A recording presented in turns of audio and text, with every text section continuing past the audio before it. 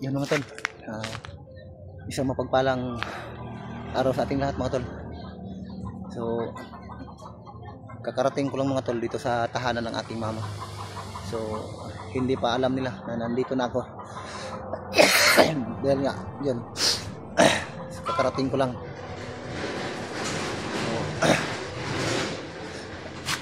So, dumating ako dito kagabi. So doon muna ako dumiretso sa bahay ng aking kapatid na lalaki, yung panganay namin na kapatid. So nagabihan ako sa biyahe, kaya doon na lang muna ako nagpapalipas ng gabi mga tol. Kinaumagahan ay nandito na ako. So,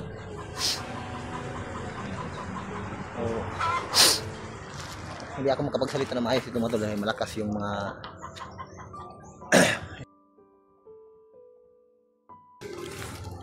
daanan. Pero ito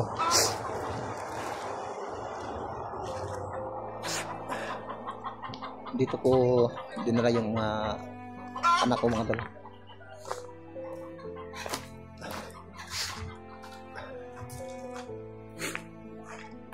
So, hindi na ako nag-video kanina. Dito na ako nag-video sa malapit sa bahay para hindi malaman yung daanan papunta dito. So napakasulok itong lugar na ito.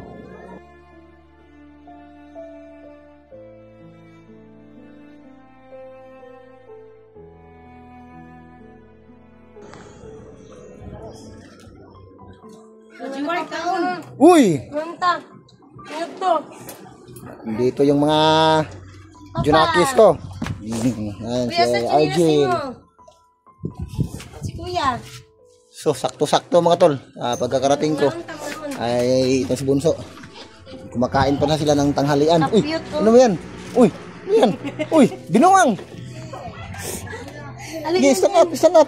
Ano na? Ganun, kumbayot ni Papa. Banito na. Sige, kain na ito mama, kain. Oh. Kain tayo, Kuya. Oh. Kain tayo.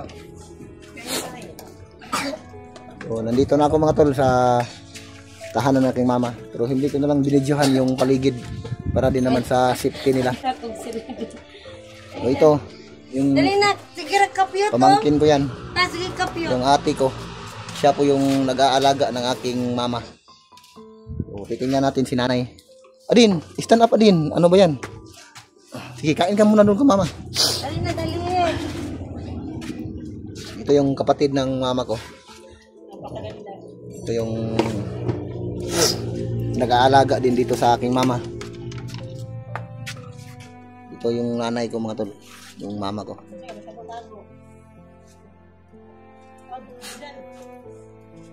Yung natutulog. Oh, gising na pala. Kumain ka na ma? Ikaw na ka? Oh.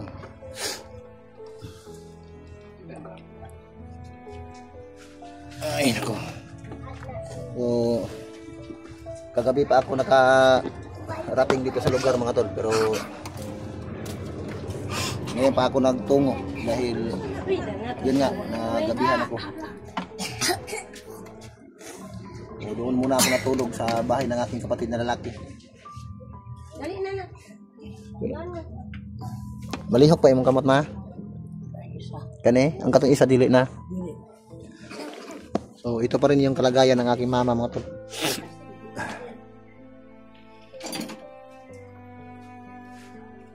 Oh, pumayat na si mama. O lagi lang siyang nakahiga mga tol, hindi siya makatayo.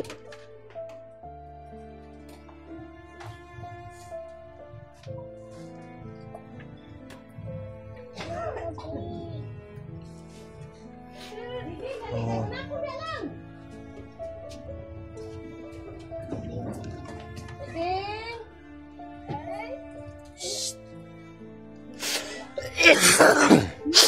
Gainom ka gatas ma?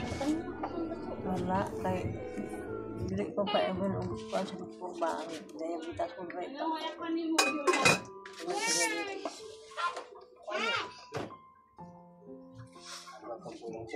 Dili ka pa imnon sa doktor o gatas? Naigatas. Naigatas Naigatas ron. sa diabetes. So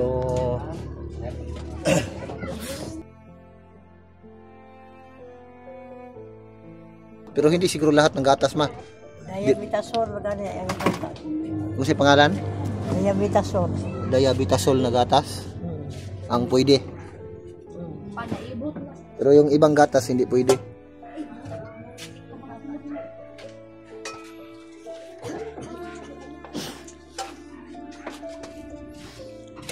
Oh. Na. Yan na. Sige, kain kayo. Uy, kamu.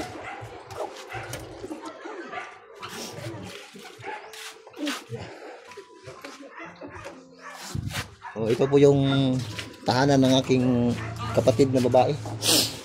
Pero dito sa ilalim si mama nag-stay. Pero itong bahay na to mga tol ay nirerentahan lang ng aking kapatid na babae. Pero yung bahay talaga ng aking ate ay ito. Dito banda, so malapit lang. Itong bahay na kinalalagyan ng aking mama ay sa kapitbahay ito, nirerentahan lang ng 1,000 kada buwan yung binabayaran dito. Pero kaso nga lang, delikado dito kapag malakas yung hangin, sira na yung bubong. Yun, may bintana dito. Kung may aswang na dumaan, mas mabilis lang makalusot. Bali piso na lang na hangin, siguro matanggal na yung atop na. Kaya nagbitay naman, delikado ng mga bata. Pero itong tahanan ng aking kapatid na babae mga tol, yung bahay lang sa kanila pero yung lupa ay hindi sa kanila. Dahil bago lang sila naglipat dito mga tol, dahil yung bahay namin na kinalakihan namin mga tol ay wala na, dinimolis na. So buti na lang yung kapitbahay namin dati, yung tinitirhan namin ay pinapatayo sila dito ng kapitbahay namin. Kaya ano ng bahay yung kapatid kong babae dito. At nagkataon rin na yung kasama ko sa trabaho dati, itong luma na bahay sa kanila ito. Pero dito banda ay medyo okay pa naman. Andito lang kasi may sira na yung bubong. Pero dito yun ng mama ko na standby kasi napaka kasi dito mga tol, mahirapan talaga magbuhatin yung mama ko pasok dito dahil medyo maliit yung bahay ng aking ate. So pansamantala mga tol, yung mga anak ko ay dito muna sila dahil inilipat ko ng tirahan.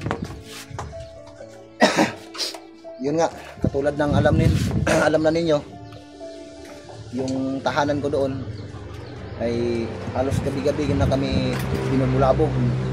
O hindi ko alam kung anong klase nila lang yun.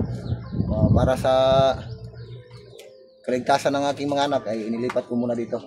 Dahil yung paaralan at yung bahay ng aking kapatid na babae, yung tintirhan ng aking ina, ay malapit lang sa paaralan ng mga bata. May kalayuan pero mga 10 minuto pwede mo na lakarin. Hindi katulad doon sa tahanan ko ay kung wala kang pamasahe ay hindi ka talaga makakarating doon dahil nasa mga 1 oras o 2 mahigit bago ka makarating doon sa paaralan. So medyo distansya talaga yung paaralan mga tol mula sa aking tahanan.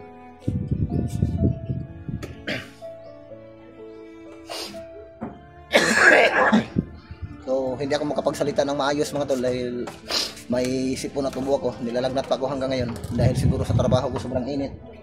So,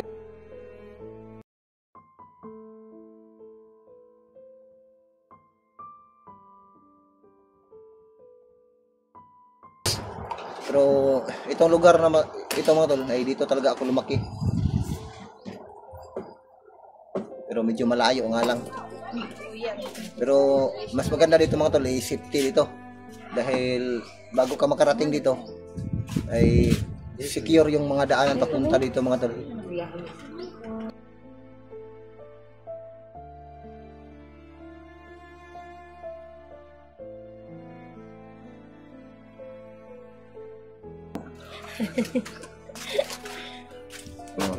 Kain tayo ng saging mga tol. Akin yan. Akin yan. Oh. Di, itong saging, di kain ka ng saging. Dahil yang saging, kung sa dagdag kaalaman, ay nakapaganda ng kutis yan. Di ba? Yan ang hilig ng mga unggoy. Nakapaganda ng kutis. Kailan ka nakakita ng unggoy na may tagyawat? Di ba? Ito ang saging. Ayan.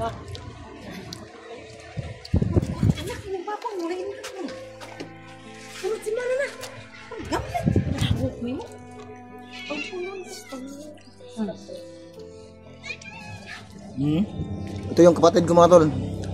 Hi guys. Basta po. Pangalawa sa panganay kong kapatid. May lumalapit na unggoy dito guys. Oh. Ito yung pamangkin ko. Ay, igagaw di ay. Pinsan ko ka pala. Napagkamalan kong pamangkin kasi maliit. Maliit yung kulang para pumutok yung katawan. Kung nga na unggoy yan. Ito yung pamangkin ko mga tol. Kung may maintenance nito mga tol. Dahil may sakit. May sakit din ito. Bigla na lang mahimatay. Ito, anong sakit ni Juan? Epilepsy. Epilepsy? Yung mangingisay. Bigla na lang mangingisay tapos titirik yung mata. Ano magbula yung baba din? Magbula na, dili na siya magbula yung Hindi po na siya tawag og patol kay di man pero mabula ang kuwan baba. lang siya kanang Nagapan man. ungot lang yung baba. Dili na. Mamungot. Amungot nga pa yung baba. Kasi porma niya. Mo na siya. Ano man natin sa utok yan ang koneksyon, no? Bilis na nitong utok sa barilis. Ito yung pamangkin ko. Si anong pangalan mo? Jidan. Jidan o Jordan? Jidan. Itong anak kong babae mga tol, si Argel. Argel. So mas maganda dito mga tol. Diyan na po siya kabalik trabaho, te. Dito ko inilagay yung mga anak ko dahil marami silang kasama dito, mga pamangkin ko, yung kapatid ko, at yung pinsan ko. Hindi na siya Oh, makatrabaho. wag mong takpan yung mukha. Hindi na siya makatrabaho kay bawal na. Kay So, bawal na makapagtrabaho yung pamangkin ko mga tol dahil yun nga may sakit. Pero kung pala rin tayo mga tol, maka-ipon tayo, makasahod tayo sa YouTube, ay papalitan natin ng utak siguro ito. Dahil sa utak yung diferensya, lagyan natin ng utak ng baka siguro. Natawa yung mama niya. Pero yun nga po, Baliktad ng utok sa totoo talaga yun mga tol. So, binibiro ko lang sila para mawala yung problema. Pero ang totoo mga tol ay nangyayari talaga yun. bago lang, di ba? Bago lang siya nakuanante. Abang, may na siya, basta dili makainom og tamban. Ano sa ka ato nakuan me? Zulti pa yun siya. Ito na Nasa trabaho ka. No, delikado kung nasa itaas ka ng building, mahulog July man ka. mo kante, July 20. Ay, July. Duty pa ka July. July mo ako nag-start. July 20, ay March. So July ka last na atake. Kong! Ano yung Kong? June 16. Okay, last na kong duty, July 23. Ay, June 23. Ay, June 16 na atake daw siya June 16. Ay, June 16. Wala na siya naglagaan na siya isa na Palingkoron lang. Ito yung pamangkin ko mga tol. Si Pukong. Ito yung pamangkin ko. Si Jason. Announcer mo si Sharon. Ito din yung kapitbahay May-ari namin. ng lupa na tinitirhan namin. Yung may-ari ng mga building dito sa paligid mga tol. Oh. maganda naming kapitbahay noon at hanggang ngayon. Maganda po rin. Walang kakupas-kupas yan. O sa yung edad niya ay 86 pero yung mukha parang 36. Daot. Oh, maganda pa rin oh. Oh.